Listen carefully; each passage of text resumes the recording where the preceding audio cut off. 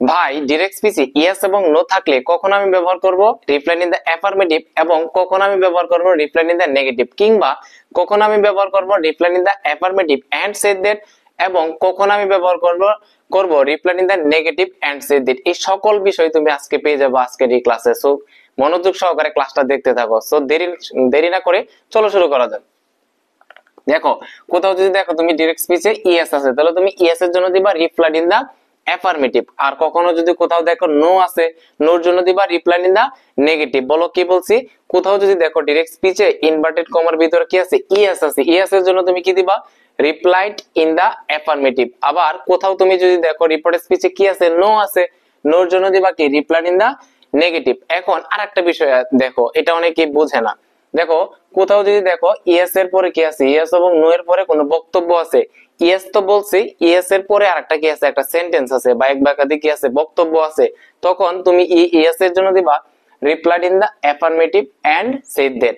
আবার কোথাও যদি দেখো যে নো আছে, নো আছে এবং নোর পরে কি আছে, আরো একটা কি আছে, সেন্টেন্স আছে, নোর পরে কি আছে, আরো কথা আছে, তখন নোর জন্য দিবা replied in the negative and said that.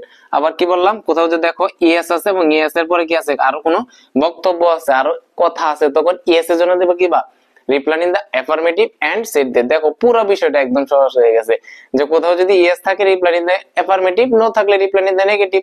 আবার কোথাও যদি ইয়েস আছে এবং ইয়েস এর পরে কি আছে, আর বক্তব্য আছে, তখন এই ইয়েস এর জন্য দিব reply in the affirmative and said that. এবং নো আছে এবং নোর পরে কি আছে, আর বক্তব্য আছে, আর কথা আছে, তখন এই নোর জন্য দিব কি reply in the negative and said that. একদম ক্লিয়ার তো বিষয়টা? দেখো দুইটা एग्जांपल দেখলে আরো বেশি ক্লিয়ার হয়ে যাবে। দেখো এখানে কি বলা হচ্ছে, Alal said to Dulal, are you ill, তুমি কি অসুস্থ?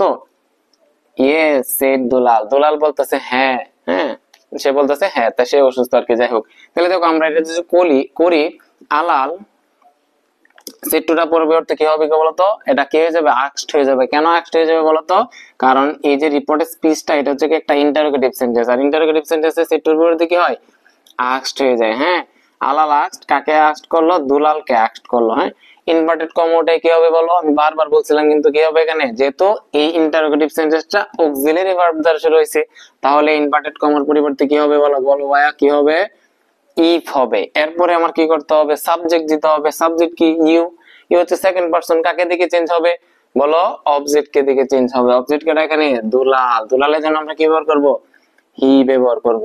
এরপরে দেখো টেন্সটা চেঞ্জ করে দিই, যেহেতু এটা প্রেজেন্ট ইনডিফিনিট টেন্সে আছে, পাস্ট ইনডিফিনিট করে দিব। পাস্ট ইনডিফিনিট মানে কি, ওয়াজ ওয়্যার। এমিজার থাকলে এর পাস্ট ফর্ম কি, ওয়াজ ওয়্যার না, তো হির সাথে কি হবে বলো তো, ওয়াজ হবে। হ্যাঁ, হি ওয়াজ ইল। এরপরে দেখো আমাদের যে মেইন বিষয়টা, ইয়েস দুলাল, দুলালে বলতেছে কি ইয়েস, দেখো রিপোর্টের স্পিচের মধ্যে কি আছে, ইয়েস আছে। আর আমি কি বলছিলাম বলতো, যে যদি শুধু ইয়েস থাকে, শুধু ইয়েস থাকে, তাহলে আমরা দেব রিপ্লাইড ইন দা অ্যাফার্মেটিভ। আর যদি কখনো ইয়েস এর পরে কি থাকে, আর কোনো বক্তব্য থাকে, তখন আমরা দিব ইয়েস এর জন্য replied in the affirmative and said that.